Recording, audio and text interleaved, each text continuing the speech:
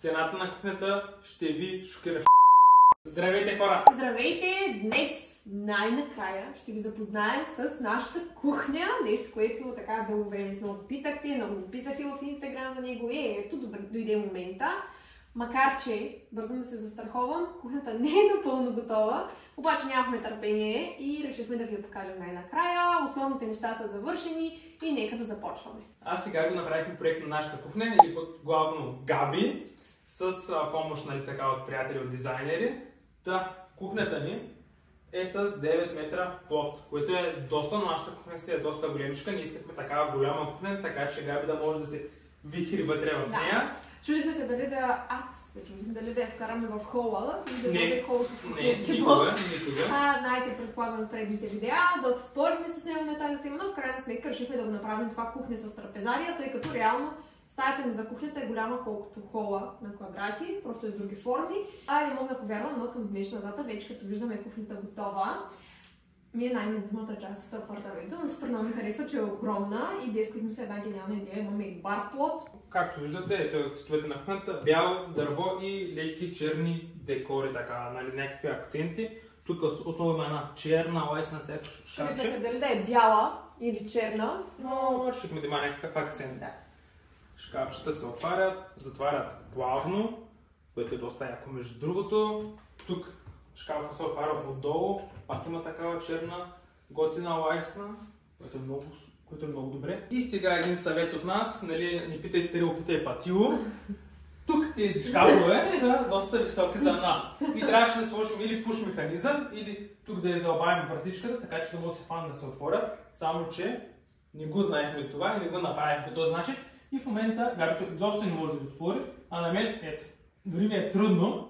После не се затваря, не го оставя да се затвори. Проблемът е, че ако го отвориш до край, стига до такава величина, в която аз не мога да го стигна, че да го затворя и трябва да си взема столче. Пак Габи стълба.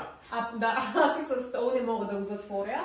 Но хубавото е, че реално позатворихме мястото плътно догоре. Това беше едно от изискванията ни, когато говорихме с мебелиста, който ни прави кухнята. Между другото, той ни прави 90% от нещата в апартамента, но в следващото видео... Само да кажа, между другото, цената на кухнята ще ви шокира. Ще сложим накрая, ще ви кажем. Но за 9 метра под кухня цената е един път. Наистина 4 цифри. Не повече. Знам, че някак си мислят над 10 000, но не. По-нататък ще има и апартмент тур видео. За сега само единствено с кухнята ще ви запознаем. Няма да ви показваме останалата част от кухнята от трапезарията, просто единствено дървената част, там работната част. А пък след това се гответе вече за официално апартмент тур видео на всички стаи, тъй като така чакаме още някои мебели да дойдат. Идваме до моя най-добър приятел, нещо, което аз съм много доволен, понеже Габи мрази за мични и ги миех само аз. Тя също така обича да загаря манджи, така в тъви. Глупости!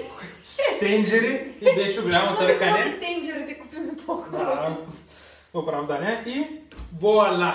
Това е нашата съдомялна. Съдомялната има инверторен мотор, също така има 10 функции, доста е тиха, почти безшумна и най-хубавото е, че когато измие съдовете, тя се отваря самичка, така че вътре съдовете да не се спарят и после да мишат нагадно, което е мега добре. А за хората, които не знаят английски, има меню на български.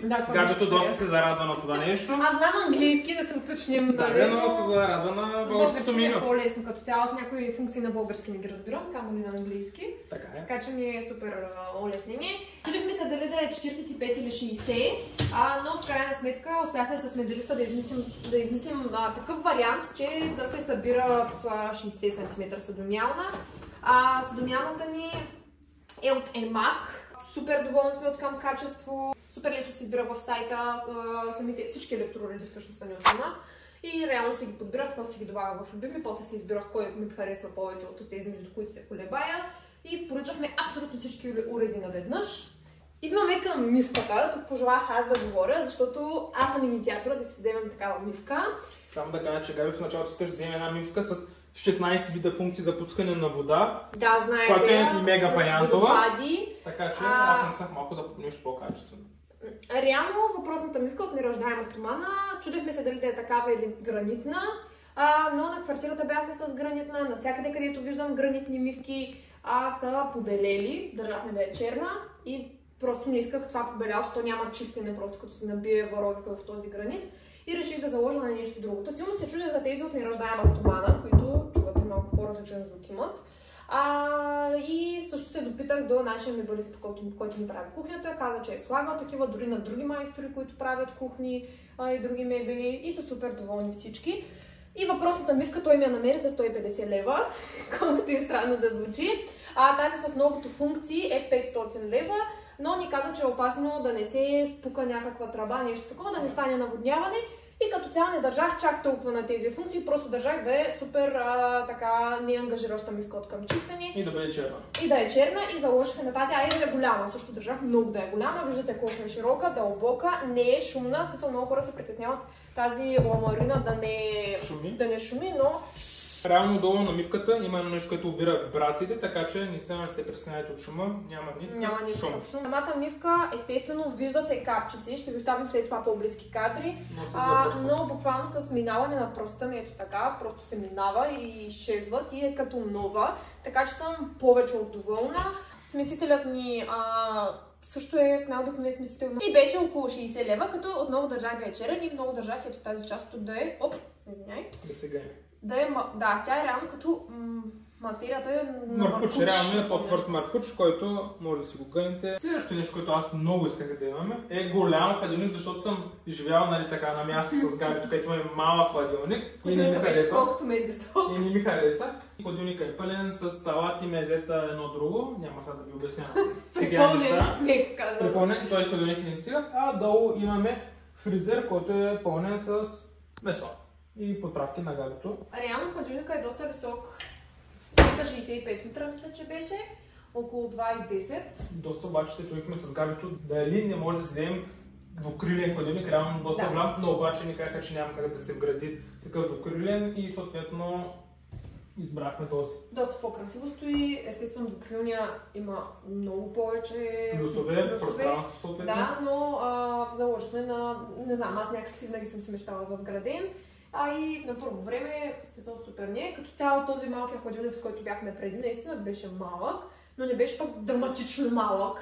Така че, да, имаме отгоре един шкаф, който освоихме също, нали, да му... В момента е празен. Реално гледахме също така наистина да има много шкафове, така че да може да съберем абсолютно цялата покъщина, да няма неща, които стоят просто на плота. И да ви покажа най-голямата газария, която Габито реши да измисли. Вау, уникално! Думи нямам, безмълвен съм. Вау! И ще си имаме такова и на барплота, после ще ви покажа. В останалата част от кухнята също ще имаме. Просто там още не сме го... Да, супер. Не сме го сложили, но много исках лето осветление, даже исках и тук отгоре, обаче ще да му дойде прекалено много и мебелиста ни вече, той човека ми каза, че почнах да прекалявам. И реших да не се срамя и затова сложихме само едно. В интерес на истината трябваше да избирам това тук дали да е черна лайсната или бяла, като естествено бялата ще свети много повече от черната, но аз този апартамент, признавам се с ръка на сърце, съм го правила не с... не на 100% да е практично, а да ми е красиво. Баланса търсих между двете и заложих на черна лайсна, но за сметка на това пък имаме супер силни кружки, които компенсират тази липса от лед светлината на барплота. И отиваме към на Габи, най-любимите приятели. Нашата фурна и микроволнова, като естествено може да забелязвате, фурната е не под котлоните, както повечето хора си правят. Не знам дали повечето, сега е модерно да е така и ние също заложихме на този вариант и винаги отново съм си мечтала да имаме ето така на това ниво една фурна, да ми е под котлоните, исках модерно да е всичко. Отново фурната и микроволновата са от EMAG. Микроволновата искам да видите просто с какъв дизайн е, в смисъл... Абсолютно не като на фурната, реално. Да, и не е с онези изрязани вратички, които са, нали, така, по-старомодни, а е цяла вратичка. Кликвате, отваря се. Може би чувате, има нещо като абсорбатор, който да обира миризмата, което е супер яко. Най-готиното също е, че когато служите една храна да се топли, натискате старт, нали, тя се отмерва там колко секунди искате да се стопли, колко минути. И след това, като изпищи, че храната е готова, самата микровълнова разпознава дали сте отворили и дали сте я взели или не. И ако не сте я взели, тя продължава да топли храната или поне да я върти, за да не изтива и да няма, все едно, че няма смисъл, дето сте я топлили, да е стинала. Тук трябва да се наместим часа, просто постоянно аз не искам някакви копчета без да искам като чистя и затова сега е така. Тук също трябва да го намислим, защото не е 8 или 18. Фурната много държах да е същата като микровълновата, затова сме избрали да са на една и съща марка. Като естествено съм си ги побирала двете да са отново най-висок, всички електроуреди са най-високия възможен енергиен клас на... Изтимоток. Да, или от А до А3+, като цяло абсолютно всичко. Виждате колко изчистен дизайн е тук, копчетата се прибират. Също имам тук най-различни функции на готвене, над 9 функции или поне 9 имам със сигурност. Като една от тях е конвекция, това което е, не знам дали повечето от вас са запознати, но мен мама, примерно, много ме натискаше да си купим конвектомат. Нещо, което е като air fryer, само че фурна, не знам, някакви още по-модерни неща, но просто аз реших да си купим фурна с функция за конвекция. И самата фурна веднага ме изпищава, когато се достигне градусите, пускаме на програми, супер умна е, вътре има най-различни, идва с най-различни табички, които в момента ги няма, просто съм си ги пребрала тук отдолу, но имаме колко? 5 рафчета различни, вентилация и най-важното, имаше функция за самопочистване, нещо на което аз много държах, защото старата ми фурна постоянно загаряше нещо и просто знаете, че тази газира с времето няма чистене, докато тази по принцип има фурни с водно почистване, хидролитично, пиролитично, до 500 градуса. Тази има почти всички варианти на почистване и съм много горда от избора с тази фурна. Всъщност под видеото, ако желаете, може да ви оставим линк към всички електроуреди, ако все още са налични, разбира се, надявам се да са налични. Тук продължаваме стандартно, столчи, шкафове, тук са ми така хранителните добавки, понеже спортувам. Габито също спортува, ако не личи. Малко по-рядко, ама сега което... Малко по-рядко. Един път в годината, напълно е. Да, тук са на Габито... Към фурната тавичките нещата си държа, отново към фурната тавички. Като цяло виждате, в повечето случаи може би сте забелязали, че обикновено под фурното има само едно такова шкафче, аз имам цели две и отгоре още едно. Нещо важно, кухнята ни е бял мат. Това е бял софт мат, така се води. На места може да ви изглежда гланц, това е защото просто още не сме махнали фолиото. Понеже влизат много майстори вкъщи, искам да се запазим колкото може, нали, по-чисти нещата. Да, някои вратички не сме махнали фолиото все още. Да, но общо взето така... Тук е махнато. Да, тук е махнато. Сега нататък със ще видите места, на които не е махнато. Да минаваме вече и към следващата част от кухнята, която е с гледка. Сега тук през деня, вечерта също е красиво, но и през деня е супер красива гледката. И винаги съм си мечтала хем да имам такава готина затворена кухня, хем пък да имам гледка към прозореца. И накрая имаме и двете, което е още по-готино. И тук имаме огромен плот. Тук не са че около 4 метра, или 3 метра е плота. И тук естествено стигаме до котлоните. Като нещо, което е супер удобно е, че под тях, понеже няма фурна, има място да си слагам абсолютно всички тенджери, тигани, просто се навеждам airfryери. Да, си слагаме допълнително електроуреди. Тук също така имаме не едно, а две джолета. Ето ги. Там, където обаче другото не го изредила.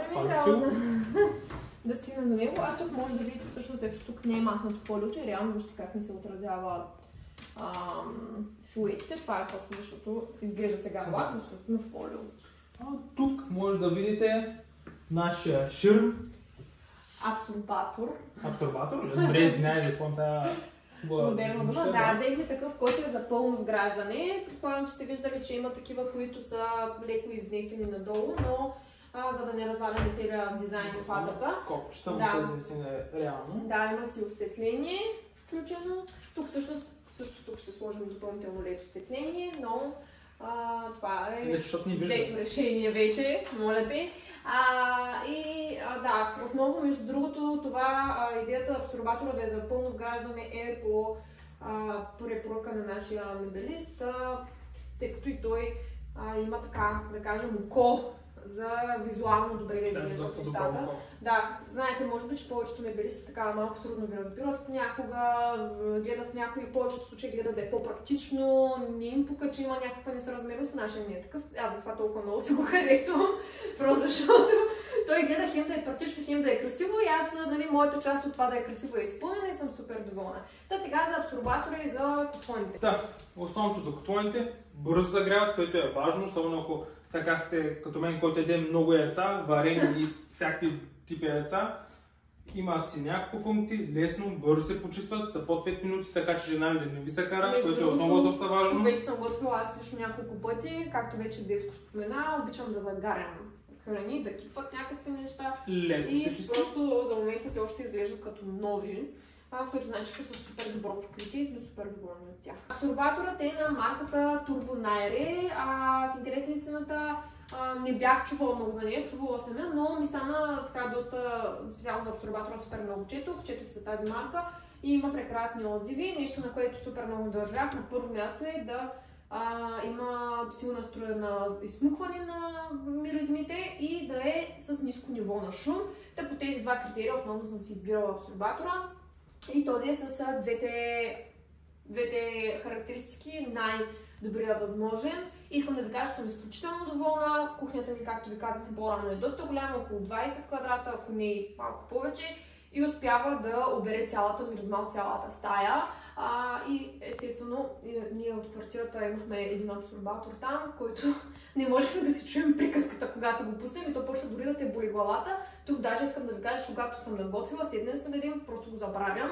И едва когато приключим, се сещам, че съм го забравила, така че един от определено най-добрите избори, които сме правили за електроуред. И сега преминаваме към котелното, което виждате, което е разгубено. Реално то в принцип е скрито с такъв тип шкафове, отгоре и отдолу. Да. Едно към едно, много държах аз отново да е изцяло скрито, да не се вижда тази грозотия. Обаче то се развали и капе вода от него и съответно е разгубено и в момента тече ремонт и точно поради тази причина в момента го виждате така както е, иначе се е наистина абсолютно скрито с абсолютно същите шкафчета тук и тук продължава съответно.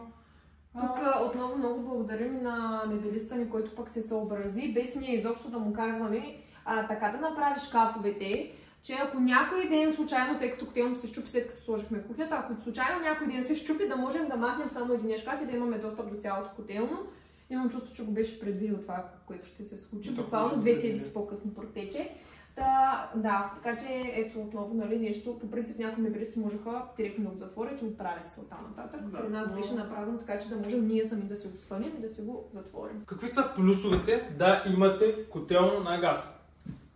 Топла вода, безкрайно. Безкрай, къпеш се и се къпиш час, два, три, кой колкото му харесва. Да. Топлата вода не спира се, носите на тец. Отделно супер бързо загряват радиаторите. Ние във всяка една стая имаме поне по един радиатор. В кухнята и трапезарията имаме два. И съответно температурата е, меко казано, добра. Оттук си регулирате температурата, съответно показва температурата на стаята и температурата, която искате да достигне на стаята.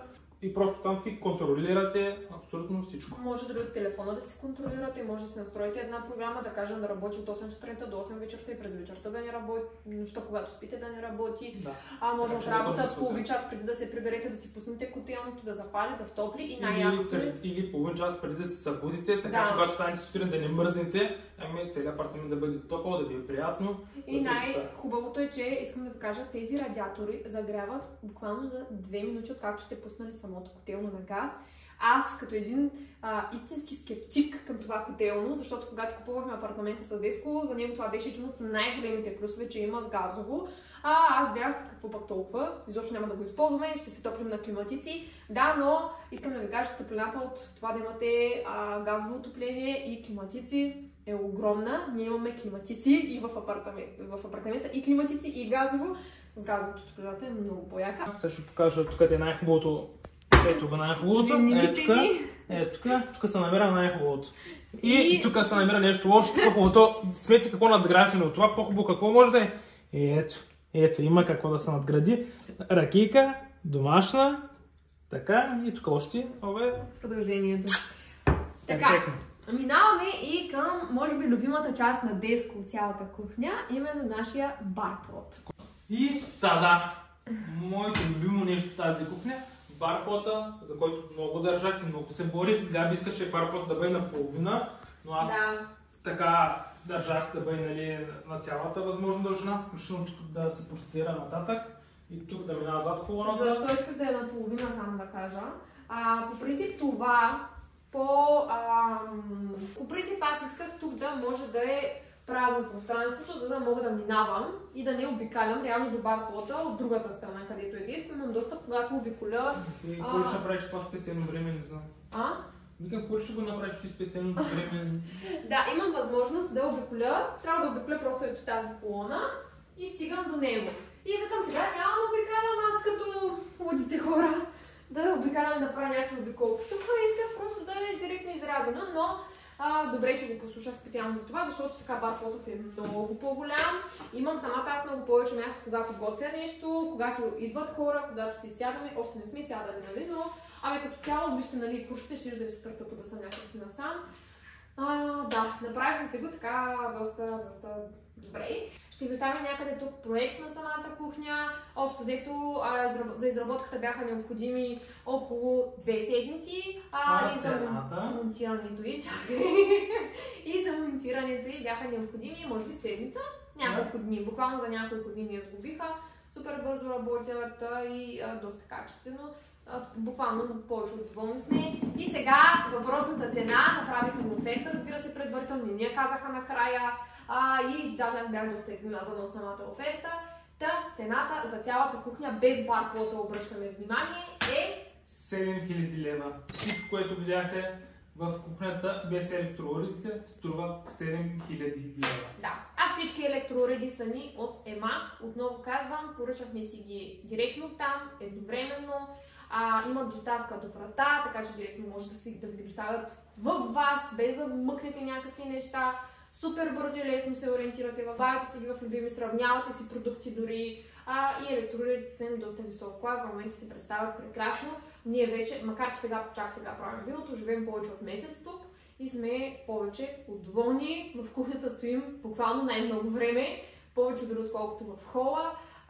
И определено за момента нямаме дочукам на дърво, грешен избор и в нейната направа, и в избора за електроуредите. Това беше всичко. Ако имате въпроси, пишете. Задавайте, питайте, ако има нещо, което не сме ви отговорили или искате да разберете нещо повече, изобщо не се колебайте, пишете, ще ви отговорим. Дано да ви е било полезно, интересно и може да очаквате следващото видео за апартмент тура на всички стаи.